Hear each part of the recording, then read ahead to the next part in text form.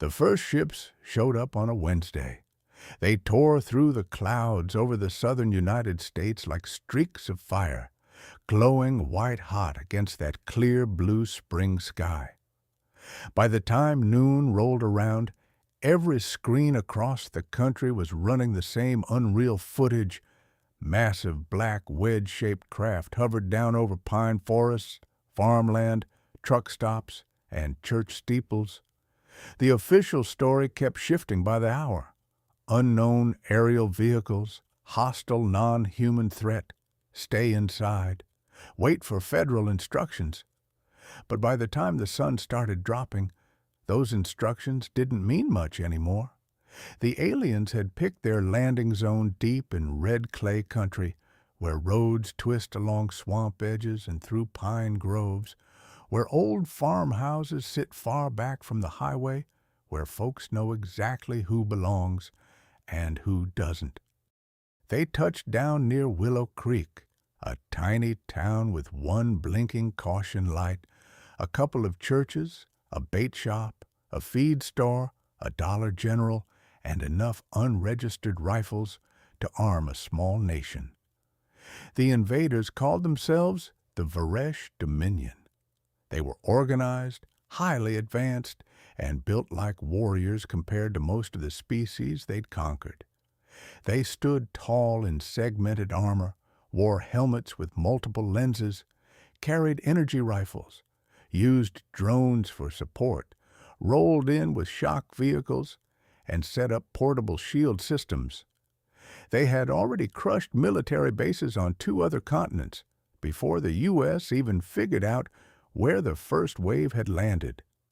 Their planners picked this region on purpose. It looked easy to take. Not many people, not much infrastructure, barely any official defense, and simple terrain to hold while their heavier forces moved in. That was their first mistake.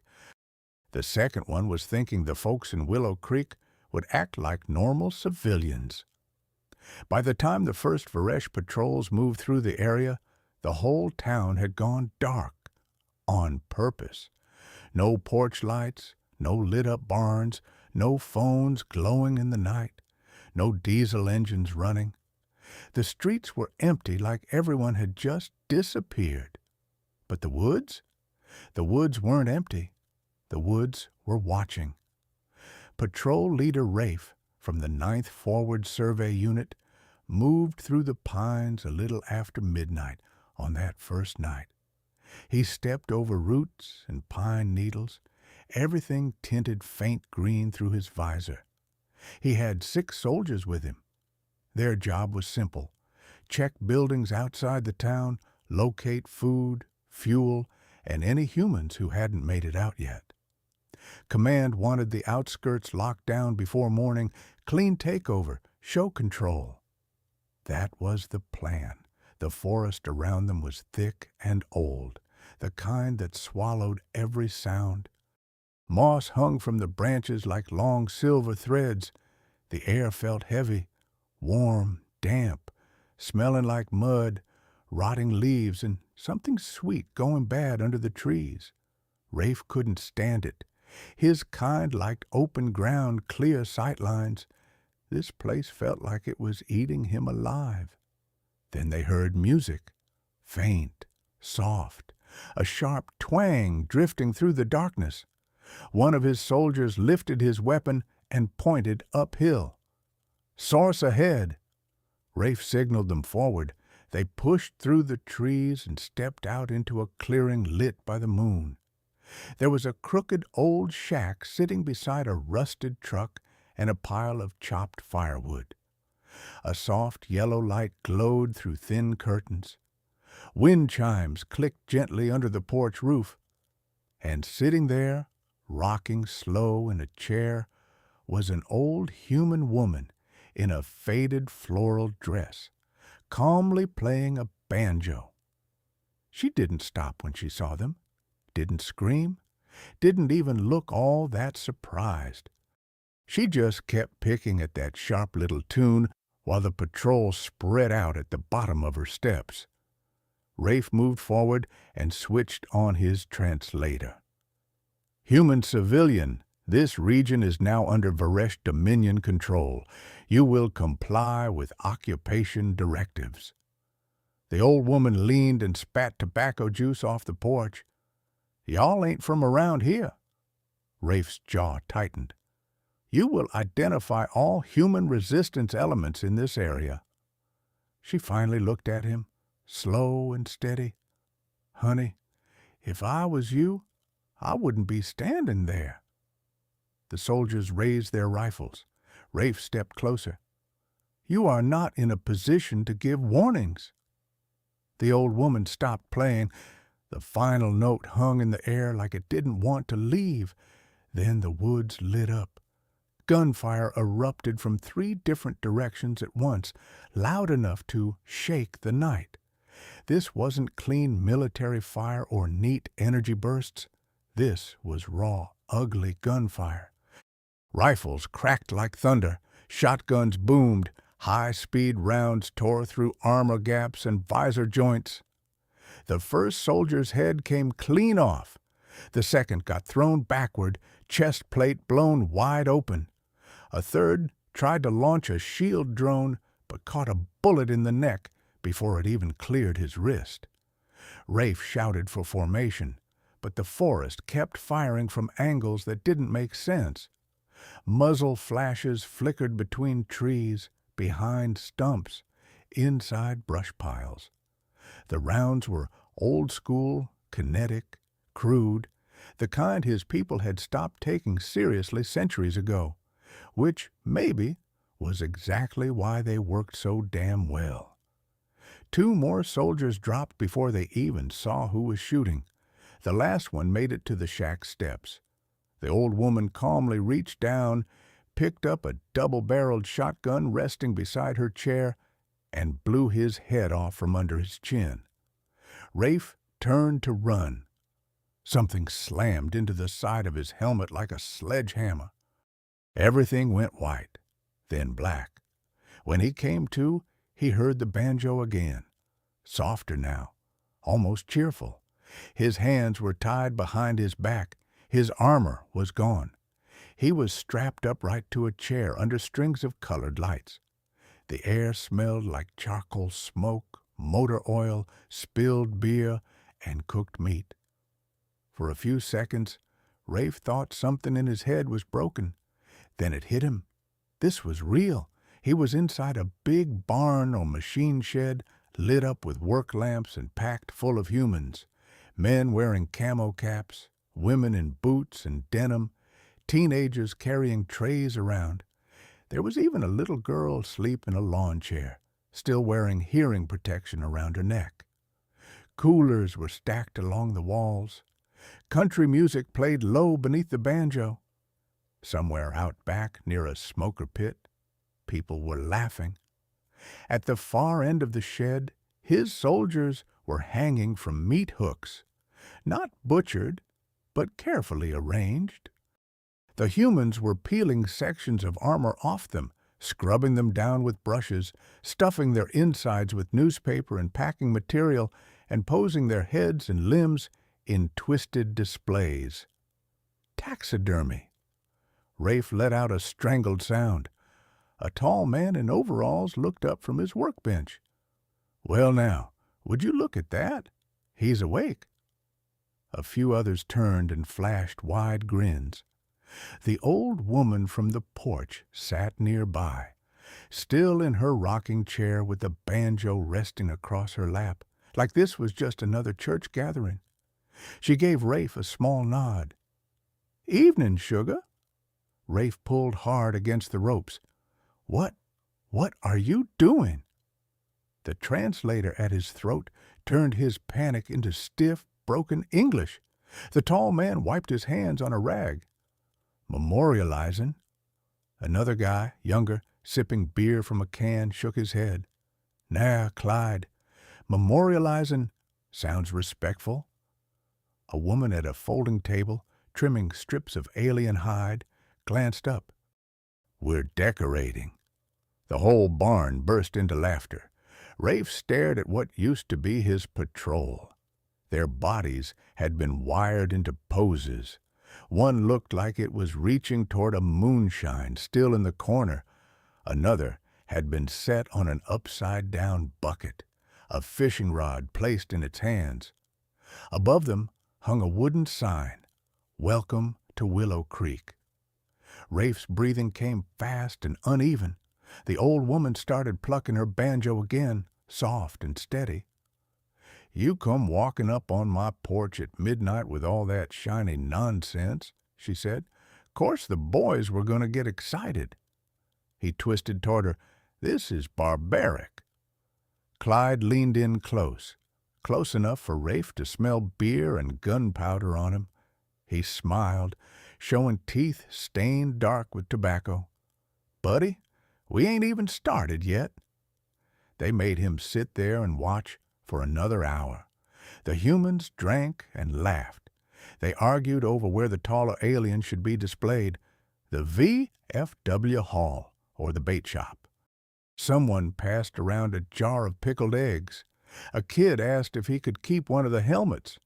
A woman snapped photos with a disposable camera and said the federal government would probably mess it all up if they showed up too soon. Finally, the old woman stood and walked over. Up close she looked even smaller. Thin wrists, veined hands, one eye clouded with cataracts. Still the scariest thing Rafe had ever seen. She cut the ropes binding him. His legs almost gave out as the feeling came rushing back. He barely caught himself. She pointed toward the open barn doors, toward the dark woods outside. "Go on now." He just stared at her. She smiled, calm as ever. "Go on. Tell him." Rafe stumbled backward. Why let me live?" She tilted her head slightly. "Fear travels better when somebody carries it." By the time dawn came, nearly half the Varesh perimeter forces were gone. Vehicles turned up, burned out along logging roads. Drone teams vanished near creek crossings and drainage ditches. One squad was found sealed inside their own transport, every hatch welded shut from the outside, the inside filled with hornets and gasoline fumes. The invaders reacted the way disciplined forces always do when things start going wrong. They tightened command, dug in, tried to sweep the area clean.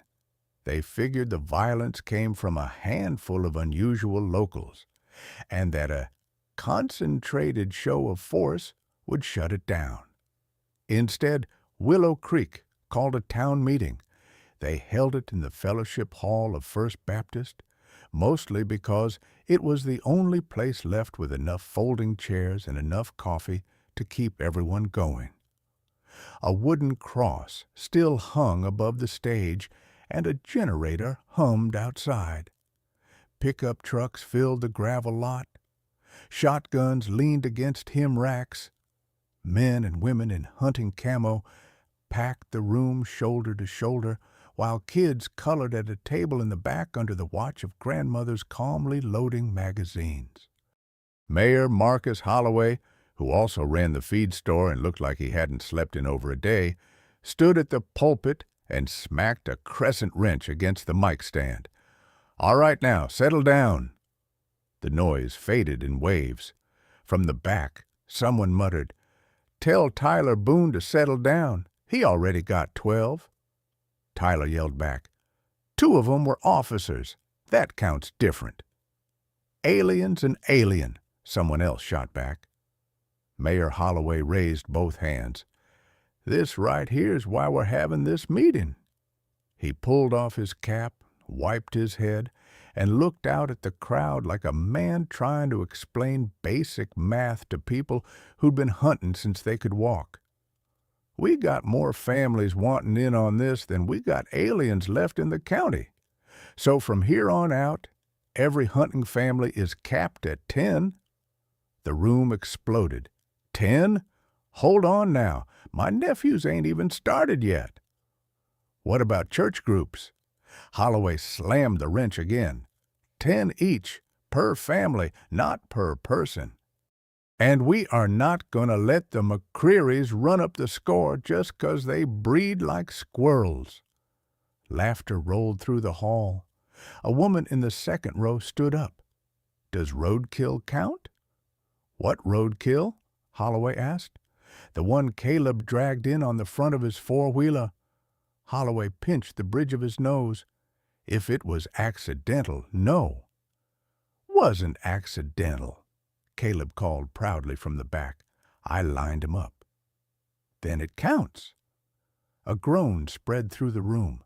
An older man in snake boots and a Vietnam veteran cap raised his hand. "What if they come onto your property?" Holloway didn't hesitate. "Castle doctrine. Do what you gotta do." That got a low, satisfied murmur from the crowd. Then Miss Lorna, the same old woman from the porch, stood up from her chair in the front row. The room went quiet instantly. She looked around at everyone, slow and steady. "Y'all might want to save some of the bigger ones for mountain." Nobody laughed, not because it wasn't funny, but because every single person in that room agreed. The Varesh learned too late that all their advantages didn't mean much in land ruled by memory. The people around Willow Creek knew every inch of it, every creek bed, every deer trail, every drainage pipe, abandoned shack, crawl space, tree stand, and logging cut for miles in every direction. They knew which roads flooded, which bridges rattled, which dogs barked at strangers, which gravel drives led nowhere, and which old men were lying when they said they couldn't hear a truck from half a mile off. Any pond blind might be hiding three cousins in a cooler. Any barn could have firing holes cut into the loft, waiting. Even the woods themselves felt like they were on our side. Patrol units kept losing signal, and thick mud swallowed up their tracked vehicles like quicksand. We started stringing up homemade bait lines, pulling their squad straight into hog traps, sinkholes, and crossfire setups made from fertilizer bombs and old propane tanks. Before long, they were finding signs nailed to trees, written in both English and their own trade glyphs. "You are being tracked. This is private property. Turn around if you like breathing." One full 8-man unit disappeared near Bell Creek. Later, we found them set up around a campfire, sitting in lawn chairs with beer cans wired into their stiff hands like they'd willingly joined the party. There was a note pinned to the biggest one's chest. Bag limit reached. By day 5, their foothold around Willow Creek wasn't an occupation anymore. It was a full-on siege. By day 6, they were trying to pull out. By day 7, only a handful of them made it back to their landing site alive. Commander Virex met those survivors inside a field command shelter overlooking what was left of their original beachhead. Their wrecked skimmers sat half buried in red mud, and the once neat staging area looked like a tornado had ripped through a weapons depot. Out of nearly 200 troops, only 9 were left. They stood there shaking under medical lights while drones patched them up and scanned for internal damage. Patrol leader Rafe, no helmet, one eye still swollen from that porch ambush, gave the report himself. At first, his voice sounded flat, empty, but the longer he talked, the more it started to crack. He told them about the old woman with the banjo, the hidden rifle teams in the woods, the barn, the taxidermy, the laughter, the town meeting. Yeah, a meeting. He insisted the humans had calmly sat down and rationed the killing so everyone could get a share. One of the commanders snapped, "That's absurd!" Rafe spun on him so fast, pure panic in his eyes, that the whole room went silent. "I heard them," he said. "They were arguing over quotas." Nobody interrupted after that. Rafe let out a short laugh, but it came out wrong, more like he was about to break down. No, they act like this is theirs. Commander Virex stood there for a long time without saying anything. Then he asked the one question nobody wanted to hear out loud. "If this region is so dangerous," he said carefully, "why weren't the main human military forces involved?" Rafe just stared at him. "Because," he said slowly, "those weren't the military." Silence filled the room. Another survivor spoke up, describing a farmhouse where a family pretended to surrender, only to drop 2 Varesh soldiers through a trapdoor into a root cellar, packed with sharpened antlers. Another talked about how their thermal drones got fooled by roasting pig carcasses hung throughout the woods, while hunters circled behind them unseen. One of the younger survivors, barely holding it together, described getting chased for 3 miles by a lifted truck with floodlights blazing, something screaming in the back that might have once been one of their own. "They don't act like civilians," he whispered. That was enough. Commander Virex ended the debrief and sent an urgent strategic update to the fleet in orbit. His report was short and to the point. Human classification revised. Planetary invasion, outcome unpredictable to a catastrophic degree, local resistance, extreme, rural armed populations, irregular warfare threat beyond modeling capacity. Recommendation, reassess immediately. The fleet admiral read it, listened to the survivor recordings, and created a whole new category, reserved for species so unpredictable that invading them wasn't worth the risk. He labeled humanity, never invade. A week later, the United States military finally rolled in with full force. Columns of armored vehicles pushed south under helicopter cover. Drones scanned what was left of the invasion zone. News networks, reporting from a safe distance, talked non-stop about the counteroffensive and the coming liberation. The 1st Cavalry Unit heading down Highway 18 near Willow Creek passed an old beat-up Ford F-250, going the opposite direction at a steady 45 miles an hour. The truck was caked in mud. One door didn't match the rest. There were rifles stacked in the rack and coolers tied down in the back, and bolted right onto the hood, like something that definitely didn't belong there, was an alien head.